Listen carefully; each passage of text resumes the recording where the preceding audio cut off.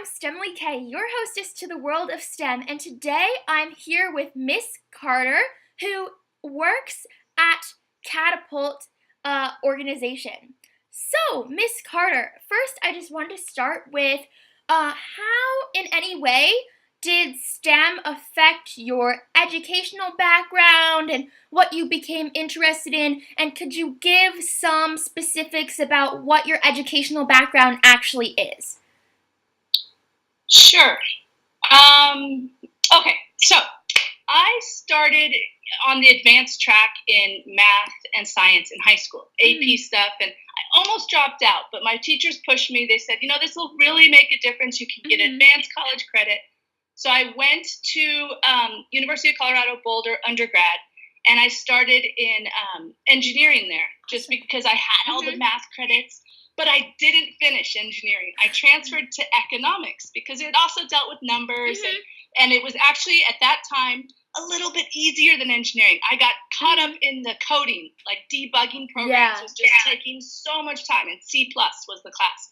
And I was like, this is too much. I want to enjoy college more. But I did have all the basics, up to Calc 2 or whatever, beyond, a little bit beyond. And so, and physics and stuff like that. So then I went out of college, I went and worked in banking. And then I came back, I discovered this awesome program because I also have this side to me that's a bit artistic. Yeah. I like to use my hands and make art and love beautiful and useful things. So I found this program called product design or design. And I realized you can go to school for this, to learn this skill that combines your like numbers, math, and engineering mind with your art mind. And so I applied for the product design program at Stanford University, which is a joint program. You can either come in through the mechanical engineering department or the fine art department. I came through the mechanical engineering because I had that background. I had all the math basics, the physics basics, and but then I had to put together a portfolio of work that I'd done, things that I'd made, and I actually ended up making a 3D thing, not just a book, but a 3D like viewer of some paintings and other projects and sculpture that I did. So that was kind of when all my math and science and engineering talents came together. Luckily, I got in. It was a small master's program. It was incredible. I worked in the PRL, the Product Realization Lab, where it's a machine shop, rapid prototyping area, which included all the 3D printers and the laser cutters, the wood shop, and then a foundry where we did welding. And I worked there to put myself through the school, and then had a thesis in sustainable material and fashion, more soft goods. But I was working with hard goods at the whole product. It's a product design program, so it's like industrial design, which is very mathematic.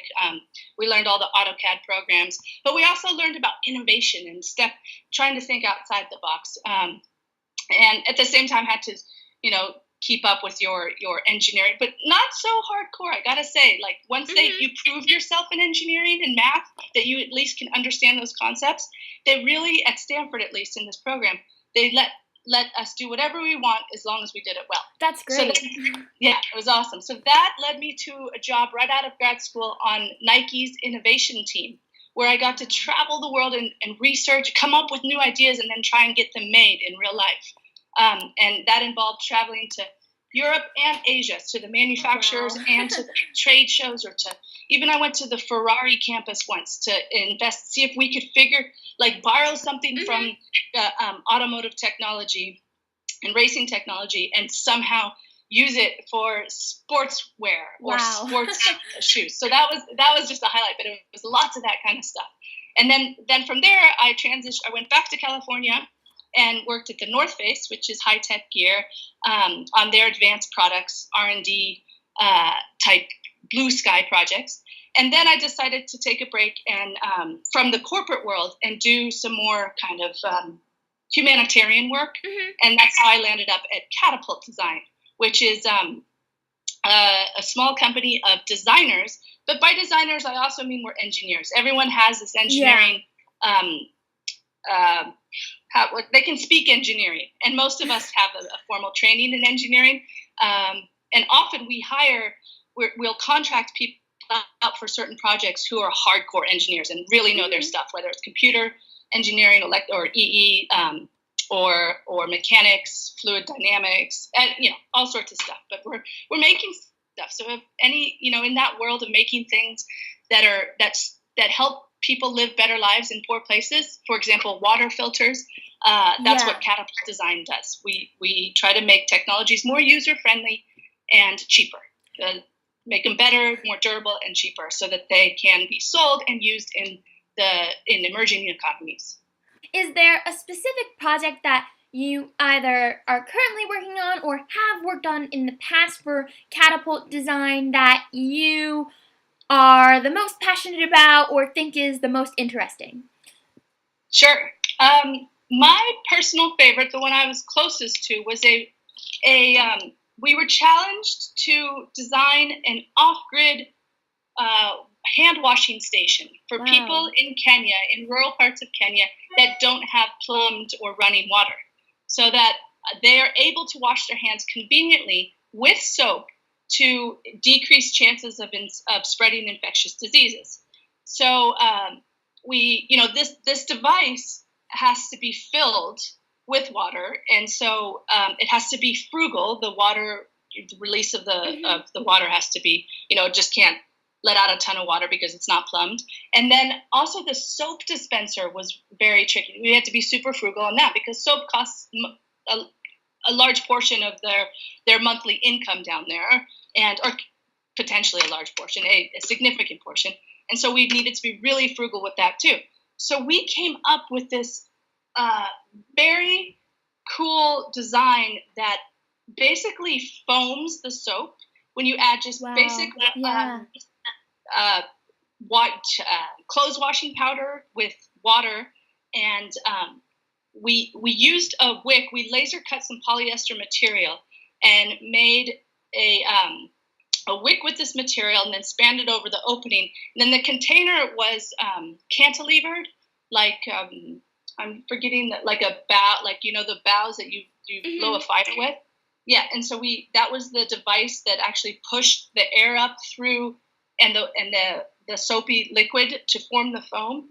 And so that just one pump there, it's like a basic disposable foamer that you get on hand soaps and stuff, but those are expensive and not durable and cannot be repaired. So if that plastic thing, that little mechanism, that's very well engineered and beautiful, but if it breaks, which it will most likely do if it's outside after a couple months in the sun, or use with lots of dirty water or soapy, like water with granules in it, then it's just disposable. You got to throw it away. So we made this device that you can actually take out and clean and then reuse, and is more durable. It's very cheap to make, and ultimately it provides enough soap with just one pump that you can wash your hands well. It removes the germs that you need to remove, and something like 120 times more efficient with soap dispensing than dispensing like a couple pumps of liquid soap. So I don't know if I just described that well, but that, and it sounds kind of boring, but it was a very innovative approach. There's, possibly even patentable, but all the stuff we do, most of the stuff we do is open source. So this was for USAID, and they're going to open source it. It's in pilot studies right now. So they've made a bunch of them, and they put them out in the field to test them and understand what any final refinements to the design need to be made. But that was one of the ones I was most close to, where I actually went there, traveled, and worked on the design, prototyping. That one, we prototyped so many of them, and to come up with that design. That's how I think. That's how I innovate on anything. I just have to make it and make it again and keep going until something pops in my head. And it's usually late night that something clicks. And it's like, yes, I knew it was possible. So, yeah. That's one example. So, what would you say to a girl that doesn't really see the applications that STEM could have? For instance, the work you're doing now really combines STEM and community service. A lot of girls have this false perception really that STEM is just STEM. If you go into STEM, that's all you're doing. You'll be in a lab, you'll be crunching numbers, you won't be combining it with other things, which just frankly isn't true. So what would you say to them to convince them otherwise, give them advice to be able to combine their other interests? Well, there's so many fields. I mean, the people that I went to school with in the engineering department are working in startups that, in my field, global development right now, doing water filters, prosthetic devices, new kind of pay-as-you-go services. So not even the solar panel, but designing the whole model of how someone would pay through their mobile phone, 20 cents a day, whatever they can, towards the purchase of this solar setup. So, so they're doing kind of business stuff, but it's all coming from their science and engineering background, because they're methodical thinkers, and they can run the numbers. They understand these big concepts, and they can make things. I mean, that's huge. So design thinking, which was part of this program that I learned at Stanford in the engineering department, is a process that it's kind of like the scientific method. You make a hypothesis, you express it, and then you test it and cycle back. You iterate. You go through iterations via prototyping. And so, and then, I got a job at Nike where it's very kind of, Nike's not the most scientific. There weren't a lot of, well, there were plenty of engineers there. I mean, there were people, they like people that can make stuff. I would say that in your science, in these classes that are very maybe theory based, you have to balance it out with some that are practical. So take some classes where you actually have some real life projects where you make things or you apply some of these theories in real life.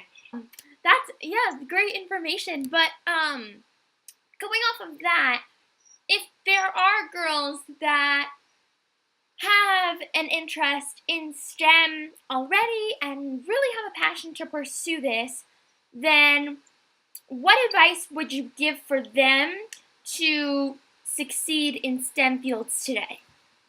So do things, make projects, do things, and document them with pictures and videos, and then build up a portfolio of these projects that you've done, these things that you've made, and document the process.